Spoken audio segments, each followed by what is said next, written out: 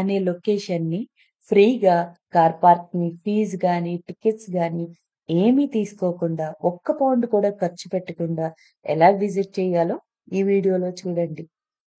Hello friends! అందరూ ఎలా ఉన్నారు? మా పేరెంట్స్ అయితే యూకే వచ్చారు కదా! వాళ్ళకి లండన్ చూపిద్దామని రీసెంట్‌గా లండన్ ట్రిప్‌కైతే వెళ్ళాము. ఈ ట్రిప్‌లో చాలా కొత్త ప్లేసెస్ అయితే ఎక్స్‌ప్లోర్ చేశాము. ఆ ప్లేసెస్ ఏంటి? వాటి విశేషాలేంటో ఈ వీడియోలో చూద్దాం పదండి. ట్రిప్‌లో మేము చూసిన ఫస్ట్ లొకేషన్ పేరు డర్డిల్ డోర్.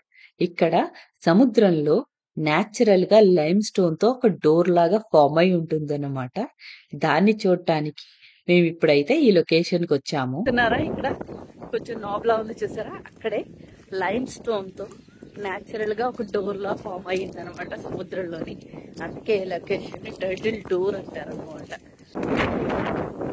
చాలా మంది వస్తున్నారు, చుబ్బరు నడుచుకుంటూ వెళ్తున్నారు. మనకి దారి అంతా ఇలా రాళ్లలా ఉందన్నమాట. చాలా జాగ్రత్తగా అడుగులు వేసుకుంటూ వెళ్ళాలి. ఇంకా డౌన్ ఉంది, ఫ్లాట్ సర్ఫేస్ కూడా కాదు, డౌన్ గా ఉంది. చాలా జాగ్రత్తగా అయితే వెళ్ళాలి ఈ లొకేషన్ లో వాకింగ్ చేసేటప్పుడు. చాలా పీస్ఫుల్ గా అట్రాక్టివ్ గా ఉంది చూడటానికి. ఈ డర్డిల్ డోర్ అనే లొకేషన్ యూకేకి సౌత్ పార్ట్ లో ఉంటుంది. దీని తర్వాత యూకే కంప్లీట్ అయిపోయి అంతా సముద్రమే ఉంటుందన్నమాట. ఈ సముద్రానికి మీరు అవతల సైడ్ ఏంటంటే యూరోప్ లో ఫ్రాన్స్ అనేది కనిపిస్తుంది. కానీ ఈ రోజు బాగా క్లౌడీగా ఉండడం వల్ల కనిపించట్లేదు. కాకపోతే సన్నీ డేస్ లో క్లౌడ్స్ లేనప్పుడు మాత్రం మనకి యూరోప్ లో ఫ్రాన్స్ అనే పార్ట్ కూడా కనిపిస్తూ ఉంటుందంట. చూడండి ఎంతమంది వచ్చారో ఈ లొకేషన్ ని చూడటానికి. ఇక్కడ మనకి 2 సైడ్స్ బీచ్ కి వెళ్ళడానికి ఉంటుందన్నమాట. చాలా బాగా మెట్లన్నీ కట్టి నీట్ గా కిందకి వెళ్ళడానికి అరేంజ్మెంట్స్ అయితే చేశారు ఇక్కడ. మాత్రం ఒక సైడ్ మాత్రమే వెళ్ళడానికి ప్లాన్ చేసుకున్నాము.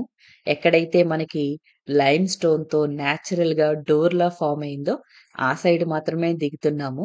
స్టెప్స్ చూడండి, వుడ్ తో చాలా నీట్ గా స్టెప్స్ అయితే కట్టారు. మనం జాగ్రత్తగా దిగొచ్చు. నియర్లీ ఒక 100 స్టెప్స్ దాకా ఉన్నాయి ఈ సైడ్ దిగడానికి.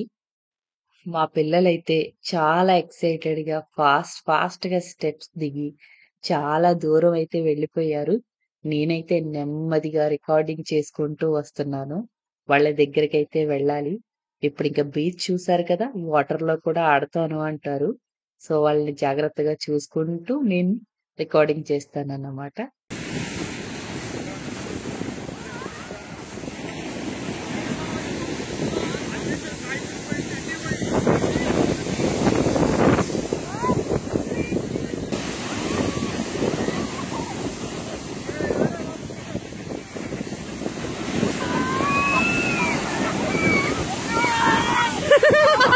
ఇక్కడ వరకు వచ్చేసింది నా వరకు.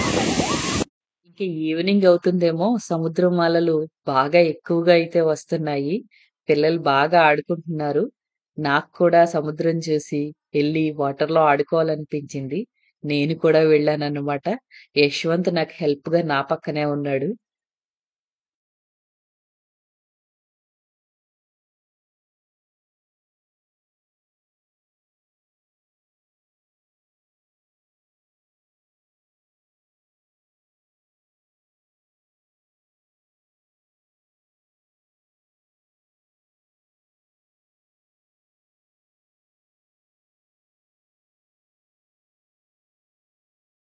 మన బీచ్ ఏరియా అనేది చాలా పెద్దదిగా ఉంది. ఇంకా అలా చివరికంటూ నడుచుకుంటూ వెళ్ళొచ్చు అనమాట. చూడండి, ఈ 2 కొండల వరకు ప్లేస్ అయితే ఉంది. ఇంకా మీకు ఇదే కాదు, మీకు ఆల్రెడీ అటు సైడ్ చూపించాను కదా, మీకు స్టెప్స్ అటు సైడ్ కూడా ఉందన్నమాట. అటు సైడ్ కావాలంటే అటు కూడా వెళ్ళొచ్చు. మేమైతే ఈ డోర్ చూద్దామని, ఈ డర్డిల్ డోర్ చూద్దామని ఇక్కడికి వచ్చాం అన్నమాట. మా వాళ్ళు భయపడి వచ్చేస్తున్నారు, అలలు పెరిగిపోతున్నాయి. పక్కన కూర్చున్న అబ్బాయిలు కూడా ఇండియన్సే అన్నమాట. ఫేస్ చూస్తే అర్థమైంది. కాకపోతే వాళ్ళు కూడా తెలుగు వాళ్ళే అన్నమాట. వాళ్ళు మాట్లాడుతుంటే అర్థమైంది. వాళ్ళు స్టూడెంట్స్ అనుకుంటా. వాళ్ళు కూడా ఈ లొకేషన్ విజిట్ చేశారు ఈ రోజే. ఫుల్ గా ఆడుతున్నారు సముద్రంలోని. ఈ బ్యాచ్ లో ఒక అమ్మాయి కూడా ఉంది. కానీ ఆ అమ్మాయి మాత్రం అస్సలు వాటర్ దగ్గరికి రావట్లేదు. ఓన్లీ వీళ్ళకి ఫొటోస్ తీస్తూ దూరంగా ఉందన్నమాట.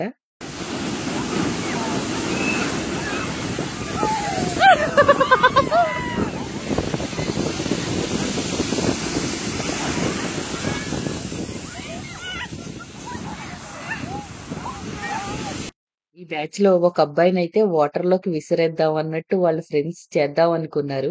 కానీ కొంచెం భయమేసినట్టుంది. ఏమీ చేయకుండా ఇంకలా ఆడుకున్నారనమాట వాటర్‌లో.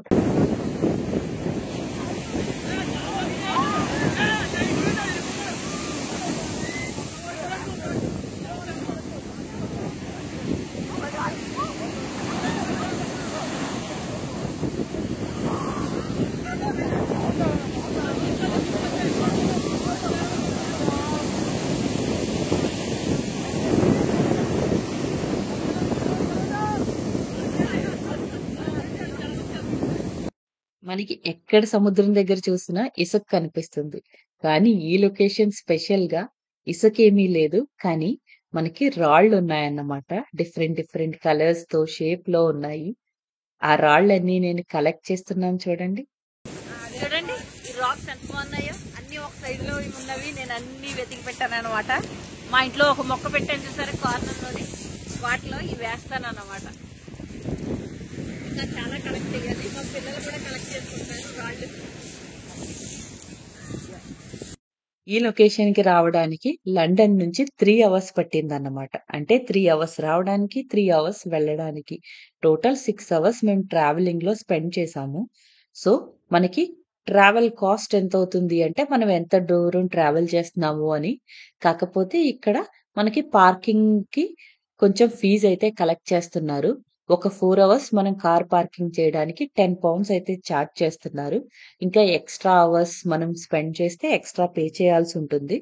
మేము 4 అవర్స్‌కి £10 ఇంకా ట్రావెలింగ్ కాస్ట్ ఎంతవుతుందో అంత మనం స్పెండ్ చేయాల్సుంటుంది. వర్షం అయితే స్టార్ట్ అయింది, చిన్న చిన్న చినుకులు అయితే పడుతున్నాయి. ఇంకా అందుకే మేము వెళ్ళిపోతున్నాం అనమాట. సో ఇంకా బాయ్ బాయ్ డర్డల్ డోర్ అనుకోవాలి. చూడండి వెనకాల ఉంది నా వెనక డర్డల్ డోర్. మనకి డే ట్రిప్ ప్లాన్ చేసుకున్నప్పుడు సముద్రం దగ్గరే కొంతమంది కుకింగ్ కూడా చేసుకుంటారు కదా! కానీ ఈ లొకేషన్‌లో ఫైర్ గాని, బార్బిక్యూ గాని చేయకూడదనమాట. మనకి ఇన్‌స్ట్రక్షన్స్ చాలా క్లియర్‌గా ఇక్కడ మెన్షన్ చేశారు చూడండి. ఇంకొక సైడ్ వెళ్ళాలనుకుంటే మనకి ఇలా ఈ స్టెప్స్ లో వెళ్ళొచ్చు అన్నమాట.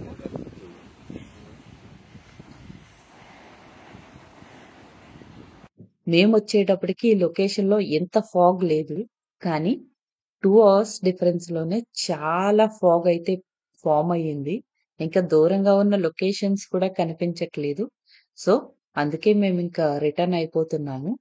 ఈ లొకేషన్ చూస్తే నాకు కొంచెం ఊటీ, కొడైకెనాల్ ఉంటాయి చూసారా? కొంచెం అలాంటి ఫీల్ అయితే వచ్చిందనమాట. ఈ లొకేషన్‌కి ట్రైన్ సర్వీస్ కూడా ఉంది. సౌత్ వెస్టర్న్ రైల్వే ట్రైన్స్ అయితే ఈ లొకేషన్‌కొస్తాయన్నమాట. సో, కార్ లేని వాళ్ళు ట్రైన్ ఎక్కి కూడా ఈ లొకేషన్‌కి రావచ్చు. ట్రిప్‌లో మేము ఎక్స్‌ప్లోర్ చేసిన ఇంకొక ప్లేస్ స్టోన్‌హెంజ్. ఈ ప్లేస్‌ని మైక్రోసాఫ్ట్ వాల్ పేపర్ కింద అందరూ చూసే ఉంటారు. మేమైతే రియల్‌గా వెళ్లి చూసామన్నమాట. ఈ లొకేషన్‌కి వెళ్ళడానికి మనకి చాలా ఖర్చవుతుంది. కానీ మేము కొంచెం తెలివితేటలు యూజ్ చేసి ఒక్క పౌండ్ కూడా ఖర్చు పెట్టకుండానే లొకేషన్‌కి వెళ్లి చూసొచ్చేసామన్నమాట. అదెలా అంటే యాక్చువల్‌గా ఈ లొకేషన్‌కి వెళ్ళాలంటే మనకి కార్ పార్క్‌కి £20 ఇంకా ఒక్కొక్క పర్సన్‌కి £28 చార్జ్ చేస్తారన్నమాట. మేమేం చేసామంటే పార్గో రోడ్ అనే ఒక లొకేషన్ దగ్గర ఫ్రీ కార్ పార్కింగ్ అన్నమాట.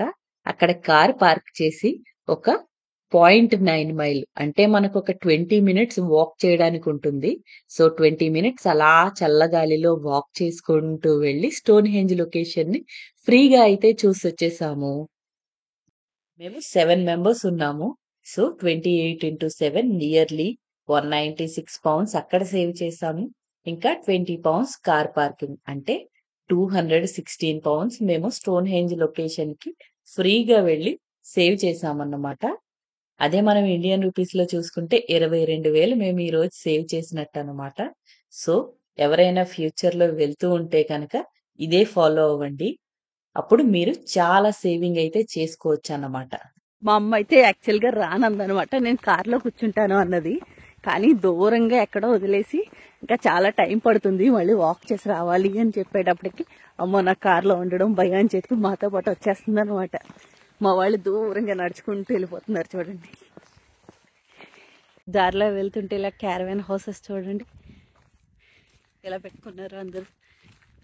ఫుల్గా లైఫ్ని సెట్ చేసుకున్నట్టుగా ఉన్నారు. దాంట్లో కుక్క కూడా ఉందో చూసారా. ఇంకా ఇక్కడ చూడండి, క్యారవాన్ హౌస్ లా, ఓల్డ్ క్యారవాన్ హౌసెస్ లా ఉన్నాయి ఇక్కడ అన్నీ. టెంట్స్ వేసుకున్నారు.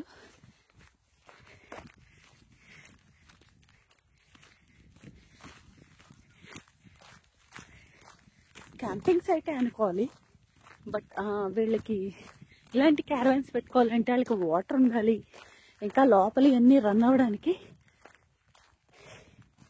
గ్యాస్ కానీ ఎలక్ట్రిసిటీ కానీ ఉండాలి. గ్యాస్ అయితే తెచ్చేసుకుంటారు, కానీ నాకు తెలిసి ఎలక్ట్రిసిటీ ఎలా తెచ్చుకుంటారో తెలీదు. స్టోన్ హెంజ్ లొకేషన్కి వచ్చేసా. చూడండి, ఫాస్ట్గా నడుచుకుంటూ వెళ్ళిపోతున్నారు మా వాళ్ళు. మేము వాళ్ళ దగ్గరికి ఫాస్ట్గా వెళ్ళాలి. అందరూ ముందు వెళ్ళిపోతున్నాం, నేను మా అమ్మే లాస్ట్గా వస్తున్నాం అన్నమాట. పద వెళ్దాం.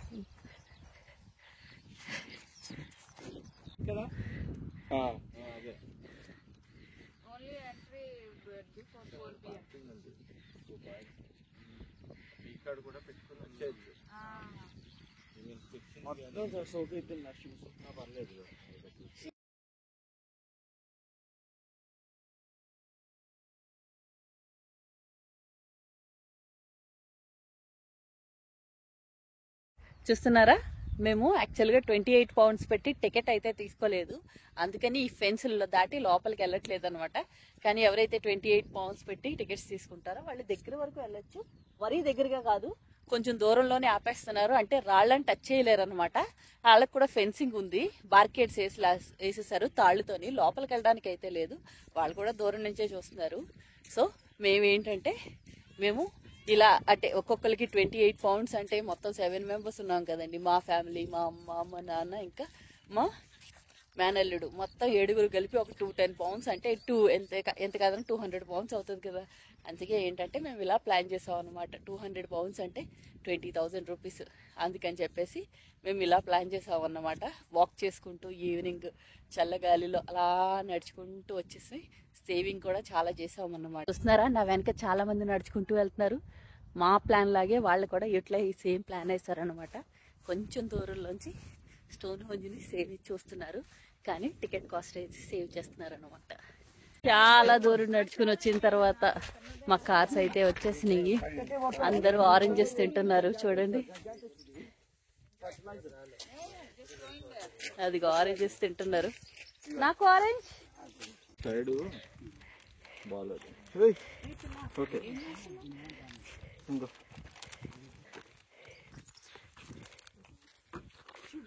కాస్కో orange.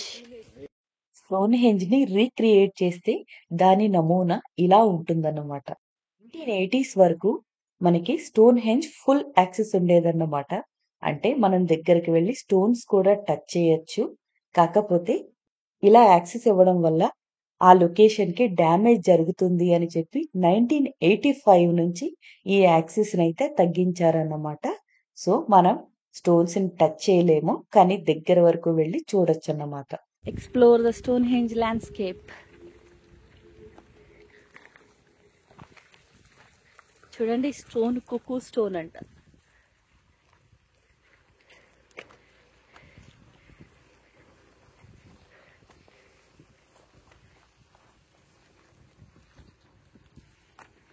డ్యూరింగ్టన్ wall settlement.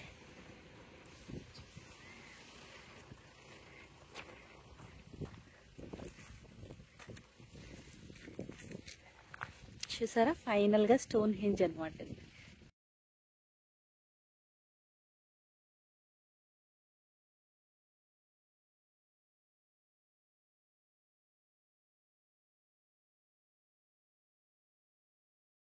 $4,500 years back డ్యూరింగ్టన్ అనే లొకేషన్ లో లివ్ చేసిన ప్రజలు ఈ స్టోన్ హెంజ్ అనే రాళ్లని అమర్చారు అని అంటున్నారు.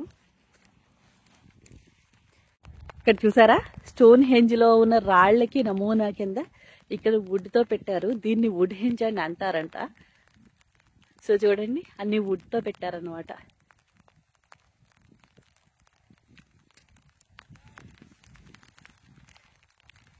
చాలా చెక్క ముక్కలు అయితే ఉన్నాయి, అన్ని మనకు కూర్చొనేటట్టుగా ఉన్నాయి. కానీ ఇది స్టోన్ హెంజ్ నమూనా అన్నమాట.